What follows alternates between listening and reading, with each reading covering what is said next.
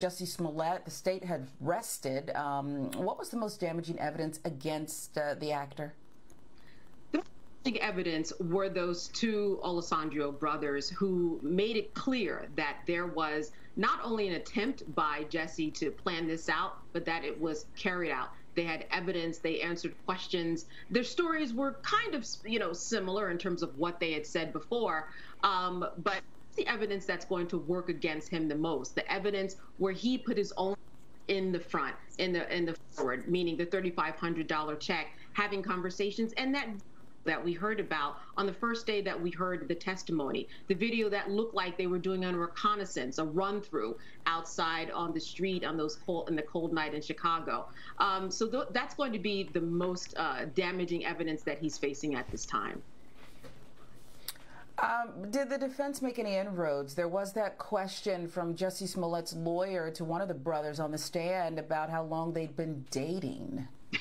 Yeah, his attorneys really tried to up these witnesses, perhaps there might have been some interest in them sexually, that they had a relationship, tried to make the defendants seem like they were homophobic, tried to say that this was really a plot to get more, meaning that all of this was planned and that they actually exploited Jussie for $1 million, saying we will not testify against you if you give us $1 million, painting them as criminals, painting them as thugs because they do have records. So all of those things the defense was trying to set up to create that reasonable doubt so that Jussie Smollett could get out. But certainly at the point where the attorneys, are you dating? They said no, that they have no homophobic fears. Yeah. They've actually marched in parades. So all of that, they kind of answered very, very well, quite frankly, Sharon. Yeah, they were emphatic. What about this notion that they were frustrated about not getting a security contract, that they wanted to protect Jussie Smollett full time? It didn't come. The money that would go along with it didn't come. Would that be enough to raise reasonable doubt for this jury?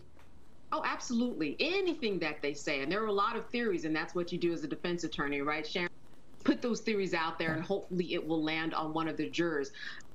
If they had this contract and could get this contract, that certainly is something that could be brought into fruition. I think that the problem right now is that, they need the evidence to prove all of this. Right now, it's he says, he says, he says, he says. And just going to have, kind of these theories all floating out there. But I think that there has been some reasonable doubt in this case to try to, land on the jurors and help them determine what the outcome of this case will be.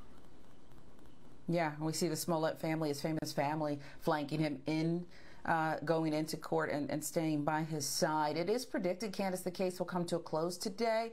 What will we see play out in the courtroom from Smollett's attorneys? Do you think that they will put on a powerful closing here that ties everything together, or just leave it alone and say, look, there's so many loose ends here, there's got to be reasonable doubt?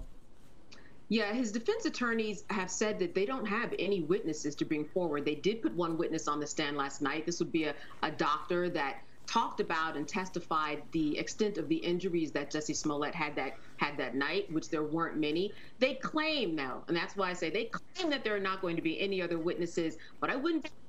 Overnight, there was a change of heart in Jussie Smollett's mind where he will actually take the stand.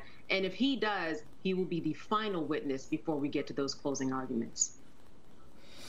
All right, I know a lot of people want to hear from Jussie Smollett. He's maintained his innocence. Candace, I know you'll be watching. We'll get back with you. Thank you so much.